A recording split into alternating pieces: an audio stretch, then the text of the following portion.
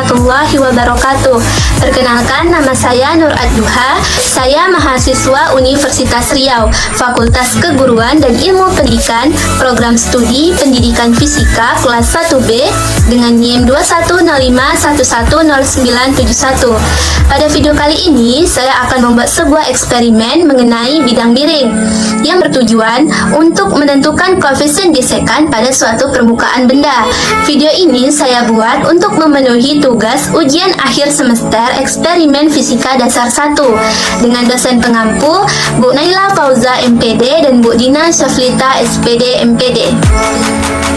Secara umum, gaya gesekan adalah gaya yang muncul jika permukaan dua benda bersentuhan langsung secara fisik. Arah gaya gesekan searah dengan permukaan bidang sentuh dan selalu berlawanan dengan kecenderungan arah gerak. Gaya gesek terbagi menjadi dua, yaitu gaya gesek statis dan gaya gesek kinetis. Gaya gesek statis adalah gaya gesek yang terjadi ketika benda masih berada dalam keadaan diam, karena resultan gaya yang bekerja pada benda tersebut adalah nol. Sedangkan gaya gesek kinetis adalah gaya gesek yang terjadi setelah benda dalam keadaan bergerak.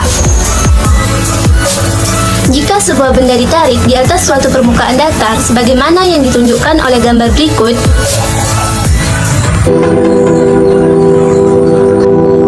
maka akan terjadi gesekan antara benda yang ditarik dengan tempat benda itu ditarik.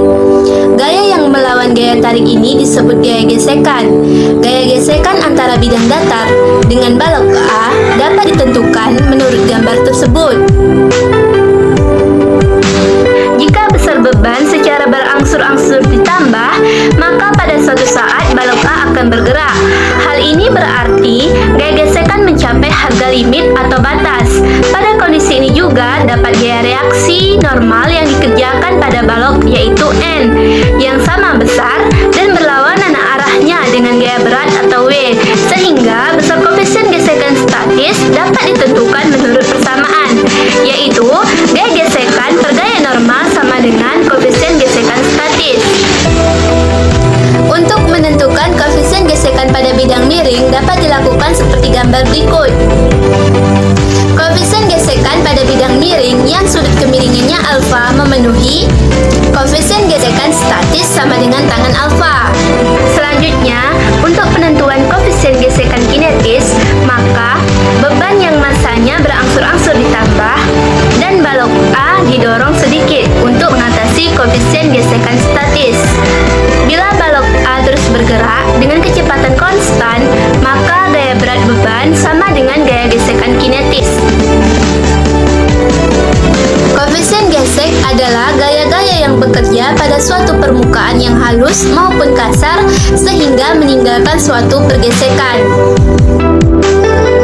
Alat dan bahan dalam praktikum ini yaitu: pertama, papan atau landasan yang dapat diatur dengan segala posisi sudut. Kedua, dua buah balok, balok permukaan licin dan balok permukaan kasar. Yang ketiga, timbangan. Yang keempat, mistar. Yang kelima, kaleng sebagai penyangga. Prosedur praktikum balok permukaan licin. Langkah pertama yaitu ambil timbangan. Selanjutnya ambil balok permukaan licin, timbang balok permukaan licin. Catat massa balok permukaan licin ke dalam tabel yang sudah kita buat.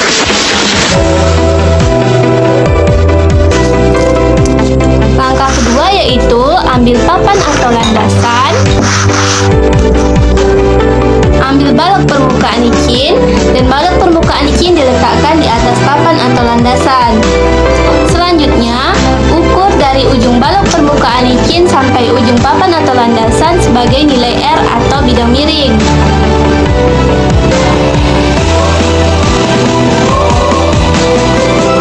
Catat nilai R ke dalam tabel yang sudah kita buat.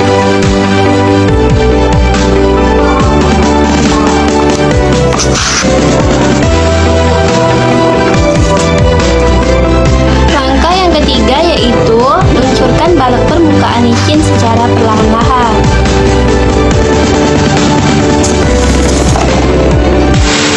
Ambil kaleng sebagai penyangga papan atau landasan. Selanjutnya,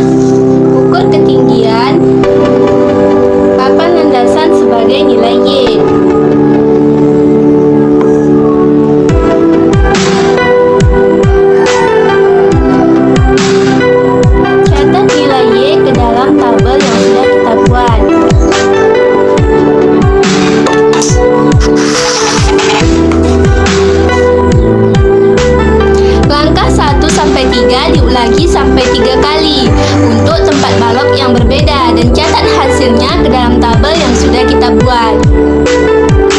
Selanjutnya, balok permukaan kasar. Untuk balok permukaan kasar, caranya sama dengan balok permukaan licin. Langkah pertama yaitu ambil timbangan, kemudian timbang massa dari balok permukaan kasar.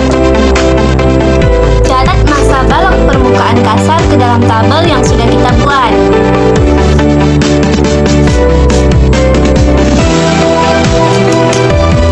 Langkah yang kedua yaitu ambil papan atau landasan. Selanjutnya, balok permukaan kasar diletakkan di atas papan atau landasan. Ukur dari ujung balok permukaan kasar sampai ujung papan atau landasan sebagai nilai R atau bidang miring.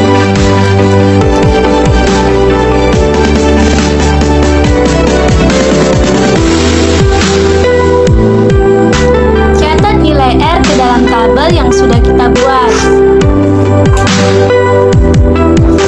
Langkah yang ketiga yaitu bidang tempat balok dimiringkan secara perlahan-lahan sampai balok permukaan kasar meluncur. Ambil kaleng sebagai penyangga papan atau landasan. Kemudian ukur ketinggian sebagai nilai Y. Catat nilai Y di dalam tabel yang sudah kita buat.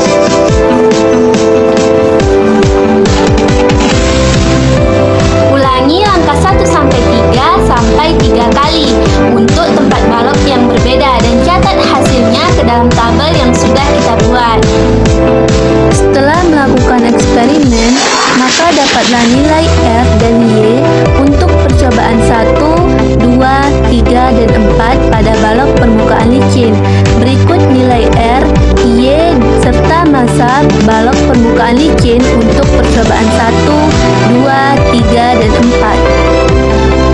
Nah, untuk mencari koefisien gesekan statis, kita bisa menggunakan rumus yaitu koefisien gesekan statis sama dengan tan theta.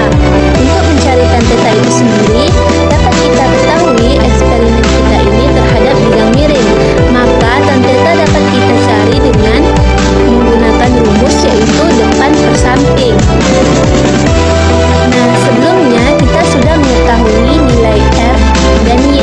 Artinya R sebagai bidang miring dan Y sebagai nilai depan. Berarti kita harus mencari nilai samping atau X-nya pada setiap percobaan. Nah, untuk mencari nilai X, maka kita bisa menggunakan rumus Pitagoras. Jadi, R kuadrat sama dengan X kuadrat ditambah Y kuadrat. Nah, masukkan nilai-nilai yang sudah kita ketahui, artinya nilai R dan nilai Y. Sehingga, dapatlah nilai koefisien gesekan statis pada balok permukaan licin. Pada percobaan pertama, koefisien gesekan statis yaitu sebesar 0,8. Percobaan kedua 0,9, percobaan ketiga 1,12, dan percobaan keempat yaitu 1,43. Berikut nilai R, Y, dan massa balok permukaan kasar untuk percobaan 1, 2, 3, dan 4. Sama halnya seperti balok permukaan licin, untuk mencari nilai X pada balok permukaan kasar, kita bisa menggunakan rumus Pitagoras, yaitu R kuadrat sama dengan X kuadrat ditambah Y kuadrat. Nah, untuk nilai R dan Y, kita sudah mengetahui pada percobaan, sehingga kita hanya mensubstitusikan nilai ke dalam rumus.